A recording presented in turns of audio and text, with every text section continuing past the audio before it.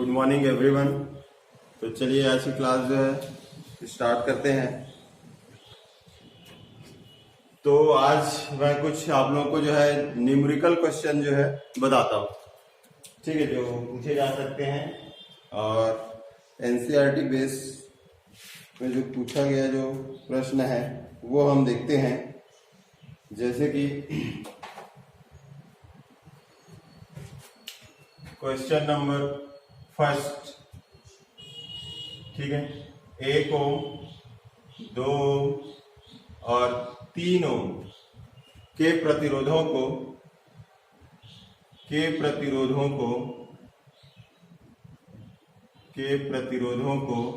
श्रेणी क्रम में संयोजित किया गया है।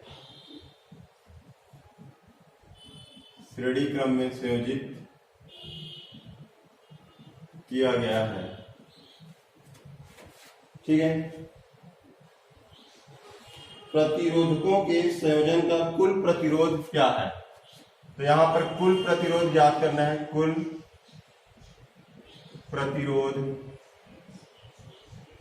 क्या है, ठीक। ये पहला क्वेश्चन है। दूसरा इसमें दिया है, यदि प्रतिरोधकों का संयोजन किसी 12 वोल्ट की बैटरी जिसका आंतरिक प्रतिरोध नगण्य हो, है ना। इसी में जो है दूसरा क्वेश्चन है, यदि प्रतिरोधकों का संयोजन किसी 12 वोल्ट की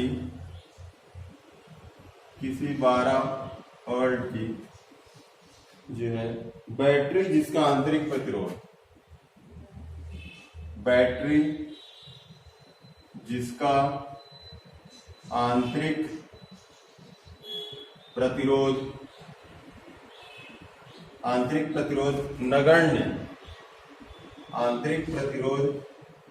नगण्य हो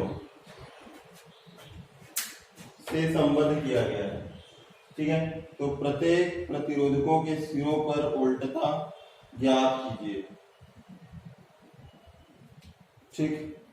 तो ये हमको जो है याद करना है। नगण्य हो तो प्रत्येक प्रतिरोधकों के सिरों पर उल्टता ज्ञात करनी है, ठीक है। ये जो है ज्ञात करनी है।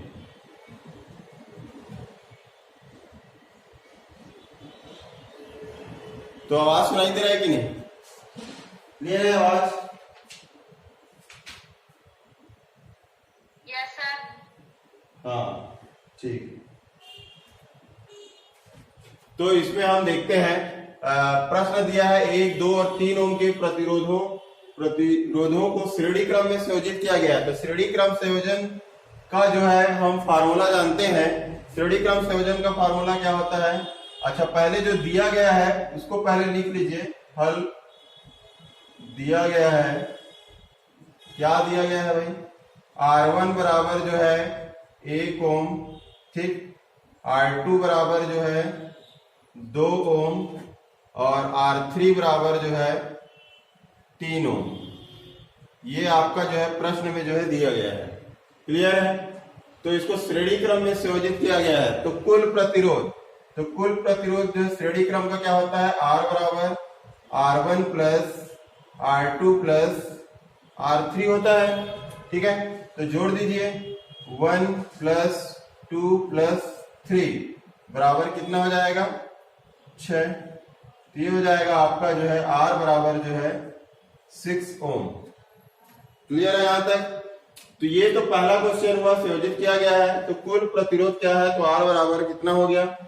अब क्या बोला गया है? यदि प्रतिरोधकों का संयोजन किसी 12 वोल्ट की जो है बैटरी जिसका आंतरिक प्रतिरोध नगण्य हो से किया गया है, तो प्रतिरोधकों के सिरों पर जो है उल्टता ज्ञात कीजिए। तो हम अब जानते हैं धारा I बराबर क्या होता है, E बटे जो है कैपिटल R प्लस जो है स्मॉल r होता है ना। ये हमको पता है, ये आपका टोटल जो है प्रतिरोध है, ठीक, बाह्य प्रतिरोध आंतरिक प्रतिरोध का योग। और E, तो E बराबर जो है यहाँ पर E बराबर जो है दिया हुआ है कितना, 12 वोल्ट। 12 वोल्ट की जो है एक बैटरी लगाए हैं, ठीक, तो मान रख दीजिए यहाँ पर। और R क्या है, R जो है नगण्य बोल दिया गया है, आंतरिक प्रतिरोध नगण्य है, मतलब स्मॉल r जो है क्या है, ये नगण्य है। स्मॉल r बराबर क्या है, 0, नगण्य मतलब 0 ले लेंगे। तो यहाँ पे मान रखेंगे तो I बराबर हो जाएगा, E का मान कितना है 12 वोल्ट प्लस इसका मान जो है आपका 0, और ये जो है निकला है कैपिटल R का मान कितना है R, ये 6, तो ये हो जाएगा। तो ये प्लस जो है 0, तो इसको हम लिख सकते हैं 12 बटे 6, 6 दूनी 12। तो I बराबर कितना हो गया, 2 एम्पियर, है ना। धारा का मान, विद्युत धारा का मान मात्रक होता है एम्पियर। तो ये आपका आ गया, बहने वाली धारा I का मान क्या है, 2 एम्पियर है। अब इसमें पूछा क्या गया है, एक और प्रश्न है इसमें लास्ट में, देखो, प्रत्येक प्रतिरोधकों के सिरों पर वोल्टता ज्ञात कीजिए, है ना।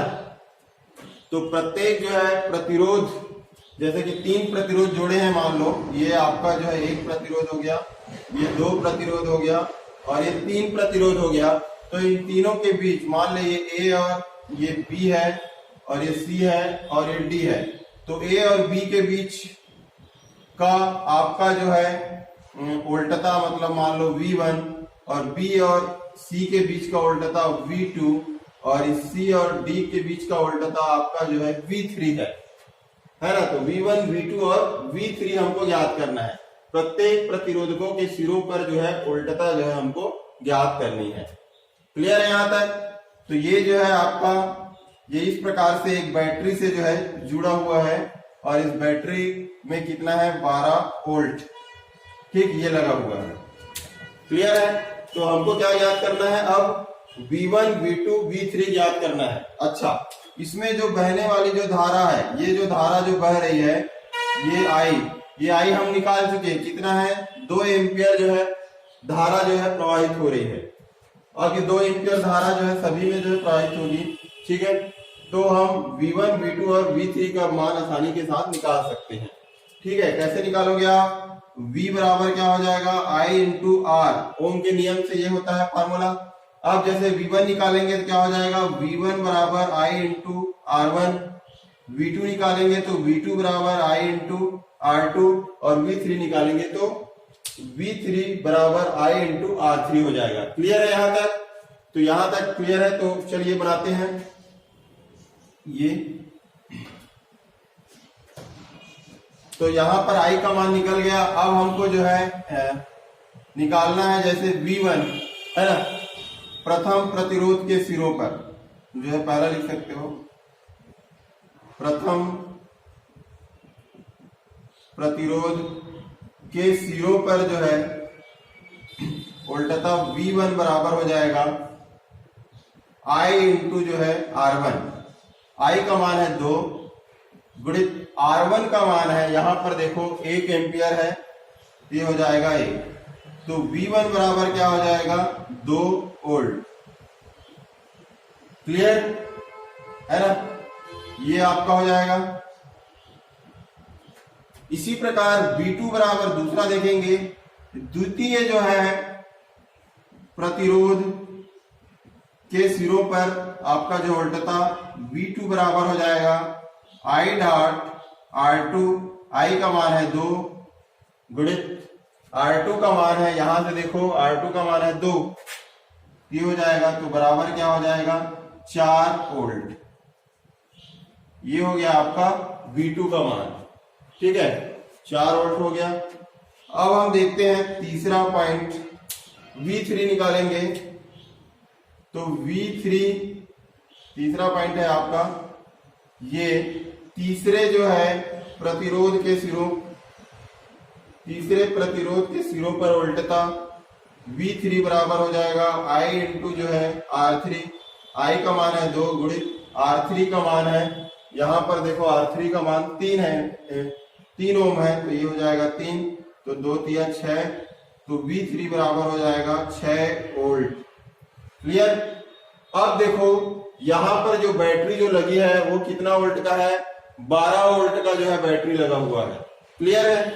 तो अब देखो V1, V2 और V3, V1 में कितना है 2 वोल्ट, V2 में कितना है 4 वोल्ट और V3 में कितना है 6 वोल्ट।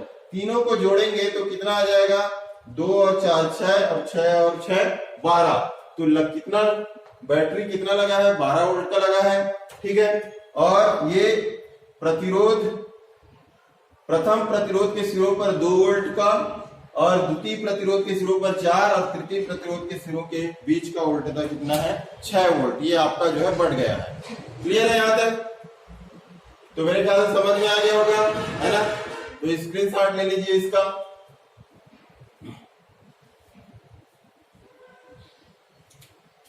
आगे बढ़े। ठीक है, समझ में आया कि नहीं? आ गया ना। चलिए अब हम दूसरा क्वेश्चन देखते हैं। ठीक है, न्यूमेरिकल क्वेश्चन पूछा जाता है ना। तो आपको जो है समझना है, पहले प्रश्न जो दिया है उसको पहले पढ़ लीजिए और प्रश्न को पढ़ने के बाद उसमें जो दिया हुआ है, पहले जो जो चीज दिया है उसको पहले लिख लीजिए। उसके बाद आपको समझ में आएगा कि आपको जो है क्या चीज उसमें याद करना है, और जो चीज याद करना है उसका फार्मूला आपको जो है वहां पर पुट अप करना है। ठीक है। चलिए अब दूसरा जो क्वेश्चन हम देखते हैं। क्वेश्चन नंबर 2, इसमें दिया है 2 ओम, 4 ओम और 5 ओम के 3 प्रतिरोधक पार्श्व में संयोजित है। ठीक है, 2 ओम, 4 ओम और जो है 5 ओम के 3 प्रतिरोध। ठीक है, तीन प्रतिरोधक पार्श्व में संयोजित है, पार्श्व में संयोजित है। संयोजन का कुल प्रतिरोध क्या है? संयोजन का कुल प्रतिरोध क्या है? ठीक है, संयोजन का कुल प्रतिरोध क्या है? ये हो गया पहला क्वेश्चन। इसी में जो है दूसरा क्वेश्चन भी दिया हुआ है, यदि संयोजन को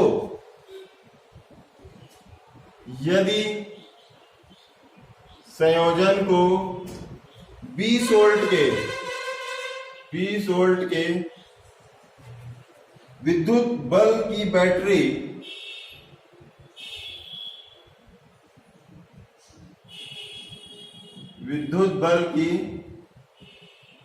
बैटरी जिसका आंतरिक प्रतिरोध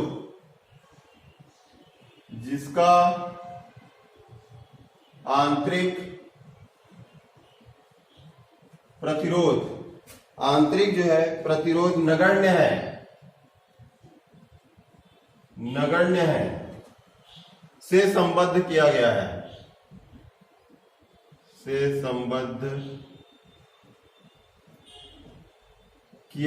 है, तो प्रत्येक प्रतिरोधक से प्रवाहित होने वाली धारा,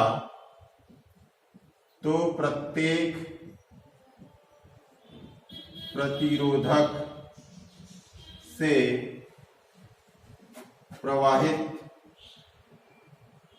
प्रवाहित होने वाली धारा तथा बैटरी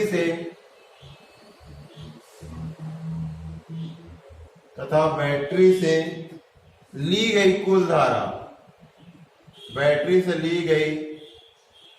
कुल धारा का मान ज्ञात कीजिए। कुल धारा का मान ज्ञात कीजिए। ठीक है, तो ये आपका जो है प्रश्न है और इस प्रश्न को जो है आप देखते हैं। ठीक, तो यहां पर दिया हुआ है जो प्रश्न है उसको पहले देखिए ध्यान से, पहले तो हल करके लिख लीजिए हल, उसके बाद जो है यहां से लिखता हूं मैं हल दिया गया है ना, दिया गया है तो क्या दिया गया है भाई, ये पहले देख लीजिए क्या दिया गया है। 2 ओम मतलब R1 बराबर क्या हो गया 2 ओम, R2 बराबर क्या हो गया 4 ओम और R3 बराबर क्या हो जाएगा आपका 5 ओम। ठीक, ये 3 ओम 3 प्रतिरोध दिया गया है, पार्श्व में संयोजित है। पार्श्व मतलब कि क्या है समानांतर क्रम, याद रखिएगा पार्श्व मतलब क्या है समानांतर क्रम, पैरेलल जो है कॉम्बिनेशन को जो है बोला जा रहा है। तो संयोजित है तो संयोजन का कुल प्रतिरोध क्या है, तो पहले समानांतर क्रम जो है संयोजन का जो फार्मूला हम जानते हैं उसके आधार पर जो है इसको लिखेंगे। ठीक, उसके बाद जो दूसरा क्वेश्चन दिया है संयोजन 20 वोल्ट के विद्युत वाहक बल की बैटरी से जोड़ा गया है, मतलब यहां पर E बराबर क्या है 20 वोल्ट है, ये दिया हुआ है। ठीक, और प्रत्येक प्रतिरोधक से जो है प्रवाहित होने वाली धारा का मान निकालना है I, और बैटरी से ली गई कुल धारा का मान निकालना है। ठीक है, प्रत्येक प्रतिरोध में जो बहने वाली धारा है उसका मान निकालेंगे और उसके बाद जो है आपका मतलब पूरे जो है परिपथ का जो है कुल धारा ये भी निकालेंगे। तो सबसे पहले हम देखते हैं कि आपका जो है समानांतर क्रम संयोजन, पहले संयोजन में कुल प्रतिरोध देख लेते हैं। तो समानांतर क्रम संयोजन का क्या होता है, पहला जो है 1/R बराबर क्या होता है 1/R1 plus 1/R2 plus 1/R3 ये फार्मूला होता है। ठीक है, तो इसमें मान रख दीजिए, मान रखेंगे तो 1/R1 का मान क्या है 2 ओम है, प्लस R3 का मान क्या R2 का मान है 4 ओम, प्लस जो है R3 का मान कितना है 5 ओम। अब 2 4 5 है ना, चूंकि ये भिन्न है तो इनका जो है इनको डायरेक्ट ऐसा जोड़ नहीं सकते, 1 2 3 और 4 2 6 5 11 इस प्रकार नहीं जोड़ सकते। तो इसको क्या है हर को समान करना पड़ता है और हर को समान करने के लिए लघुत्तम निकालना पड़ता है। ठीक है, तो इसका लघुत्तम जैसे निकालोगे, मान लो 2 4 और 5 का जैसे लघुत्तम निकालोगे तो पहले हम 2 से जैसे भाग देंगे तो 2 एकम एक बार में जाएगा, 2 दूनी 4 और ये 5 का 5। ठीक, फिर 2 से जाएगा 2 एकम और फिर 5, फिर 5 से ले लीजिए एक बार ये 5। अब जो आया है 2 गुणित 2 गुणित 5, 2 दूनी 4 4 पंचे 20, फिर 20 क्या होगा आपका लघुत्तम होगा। क्लियर है, ये सब जानते हो, फिर भी कुछ बच्चों को थोड़ा दिक्कत जाता है इसलिए मैं बता दिया। तो लघुत्तम ऐसा निकालते हैं, अगर निकालने नहीं आता होगा तो है ना देख लीजिए, वैसे सभी बच्चों को आता है आप लोगों को। अब जो लघुत्तम जो निकल गया है इसको किससे भाग देंगे, है ना, ये भी एक क्वेश्चन है। तो जो हर में इसमें 2 है, इसमें 4 है, इसमें 5 है, तो एक एक करके जो है भाग देंगे। जैसे 2 से भाग देंगे तो 10 बार में जाएगा। अब ये जो भागफल जो 10 आया है इसको अंश से गुणा करते हैं, इसमें अंश में 1 है तो 1 से गुणा करोगे तो आपका आएगा 10। तो यहाँ पे इसके नीचे लिख दीजिए 10, प्लस का निशान है तो प्लस कर दीजिए। फिर 4 है लघुत्तम हर में, तो यहाँ पे 4 से भाग दोगे तो कितने बार में जाएगा 4 पंचे 20, 5 बार में जा रहा है। अब इसके जो है भागफल जो 5 है उसको अंश से भाग गुणा करेंगे तो 1 है, तो यहाँ पे आ जाएगा ये 5, तो यहाँ पे लिख देंगे 5, प्लस इसके हर में 5 है तो 5 से भाग देंगे, कितने बार में जाएगा 4 बार में, 5 चौक 20, और इसके अंश में 1 है तो 1 से गुणा करेंगे तो ये कितना आ जाएगा 4। क्लियर है यहां तक? तो ये सभी लोग जानते हो, फिर भी बता दिया हूं मैं। तो इतना आ गया। अब इसको जोड़ दीजिए, तो जोड़ेंगे तो कितना आ जाएगा भैया 10 और 5 15, 15 और 4 19। ठीक, तो ये हो जाएगा 1/R बराबर क्या हो जाएगा 19 बटे जो है 20। ये हुआ, ये किसका मान हुआ 1/R का, तो R का मान कितना होगा पलट दीजिए, पलटेंगे तो क्या हो जाएगा ये R, ये 20 ऊपर चला जाएगा तो 20 बटे जो है 19। ठीक, क्योंकि प्रतिरोध है इसलिए ये 20 बटे जो है 19 जो है ओम। ये आपका जो है संयोजन का जो है कुल प्रतिरोध निकल आ गया। ठीक है, R बराबर 20 बटे जो है 19। क्लियर। अब इसके बाद जो है आगे जो है दूसरा देखते हैं। देखो यहाँ पे 1/R है तो इतना है, यहीं तक करके छोड़ना नहीं है आपको। ठीक है, इसको जो है पलटना है, R का मान निकालना है। तो R बटे 20 बटे जो है 19, क्योंकि यहीं पे थोड़ा सा मिस्टेक हो जाता है। इतना आ गया मतलब ये तो हमारा बन गया, आगे हम इसको पलटते नहीं है, तो इस चक्कर में थोड़ा सा क्वेश्चन गलत भी हो जाता है ना। तो याद रखिएगा, तो इसको पलटना है, R का मान निकालना है। अब हम देखते हैं दूसरा क्वेश्चन। यदि संयोजन को 20 वोल्ट के विद्युत वाहक बल की बैटरी से जोड़ा गया है जिसका आंतरिक प्रतिरोध नगण्य है, आंतरिक प्रतिरोध नगण्य मतलब फिर क्या है, R बराबर क्या हो जाएगा, 0 हो जाएगा, से संबंध किया गया है। तो प्रत्येक प्रतिरोधक से प्रवाहित होने वाली धारा, तो धारा का मान निकालेंगे। तो फिर I बराबर फार्मूला रखेंगे E बटे जो है कैपिटल R प्लस जो है स्मॉल r, और यहाँ पर स्मॉल r का मान कितना है, आंतरिक प्रतिरोध का मान 0 है। ठीक है, तो ये हो जाएगा आपका 0, यहाँ पे ये 0 हो जाएगा, तो इस राशि को नहीं लिख रहा हूं मैं। E का मान देखिए, वोल्ट का मान कितना है, विद्युत वाहक बल का 20 वोल्ट, तो यहाँ पे E के जगह में हम लिखेंगे 20 बटे R हो गया 0, तो इसको मैं नहीं लिखूंगा।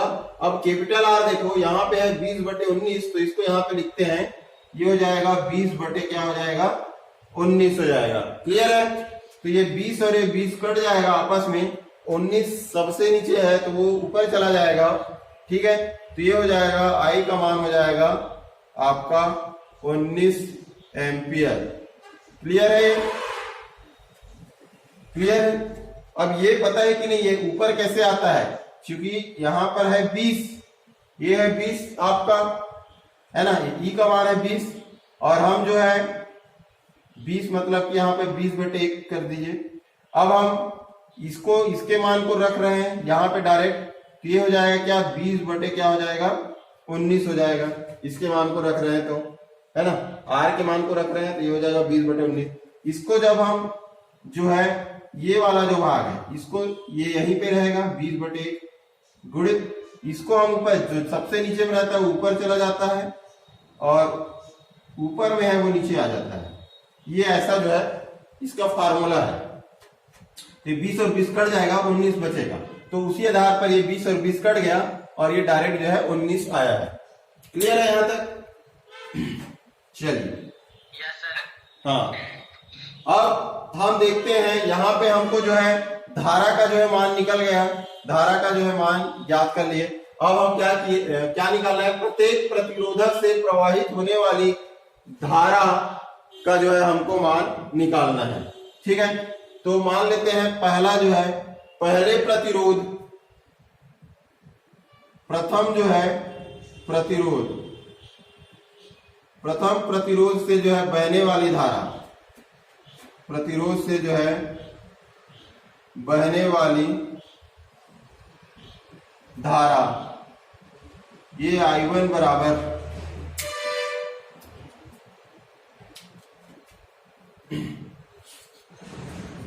ठीक है, तो इसके बराबर हो जाएगा आपका जो है E बटे जो है R1 प्लस जो है स्मॉल r, तो स्मॉल r का मान कितना है 0 है। ठीक है, ये इसको मैं नहीं लिख रहा हूं, ये 0 है, तो ये हो जाएगा आपका E बटे क्या हो जाएगा R1।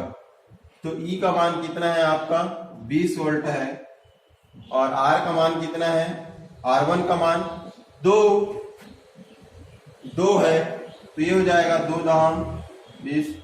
तो I1 बराबर कितना हो जाएगा, I1 बराबर 10 एम्पियर।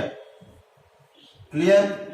इसी प्रकार जो है दूसरा हम देखते हैं I2, द्वितीय जो है प्रतिरोध, द्वितीय प्रतिरोध से बहने वाली जो है धारा, आपका I2 बराबर हो जाएगा E बटे जो है R2 प्लस जो है R, इसको हम लिख सकते हैं E बटे जो है R2।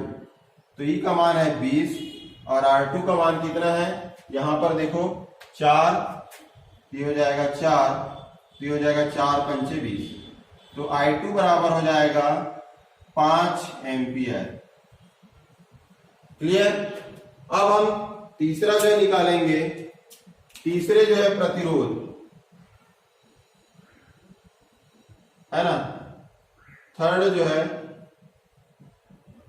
प्रतिरोध से बहने वाली जो है धारा I3 बराबर हो जाएगा E बटे जो है R प्लस R3, है ना, यहाँ पे R3, ये हो जाएगा E बटे जो है R3 और E का मान है 20 और R3 का मान है 5, तो 5 चौक 20, तो I3 बराबर हो जाएगा 4 एम्पियर।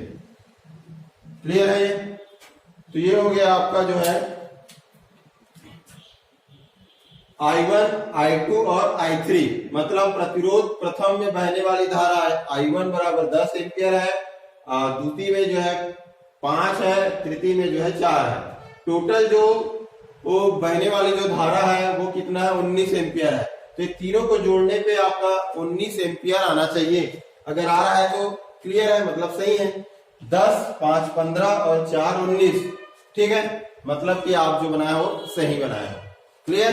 तो यहां तक समझ में आया, स्क्रीनशॉट ले लीजिए, फिर जो है आगे मैं बता रहा हूं। फिर ये सभी क्वेश्चन जो है एग्जाम में पूछे जा सकते हैं, क्योंकि एनसीईआरटी बेस्ड पे क्वेश्चन है ना, पूछा गया क्वेश्चन है, तो ऐसे क्वेश्चन ही जो है आपसे पूछे जाएंगे। और दूसरी बात यह है कि ये कंपटीशन एग्जाम की अगर आप तैयारी करना चाहते हो तो पीटी, पीएमटी वगैरह, तो इसी प्रकार से जो है क्वेश्चन जो है पूछे जाते हैं उसमें, है ना। तो इसको लाइकली नहीं लेना है, न्यूमेरिकल जो क्वेश्चन है उसको लाइकली नहीं लेना है, इसको समझना है आपको और समझ के आपको बनाना है, क्योंकि आगे भविष्य में जो है बहुत काम आने वाला है। ठीक है, कोई भी कंपटीशन एग्जाम में अगर सिलेबस में अगर फिजिक्स दिया हुआ है तो उसमें आपका जो है ये धारा वाला अगर टॉपिक है तो उसमें उस टॉपिक से मान के चलिए कि इस प्रकार से जो है क्वेश्चन पूछे जा सकते हैं।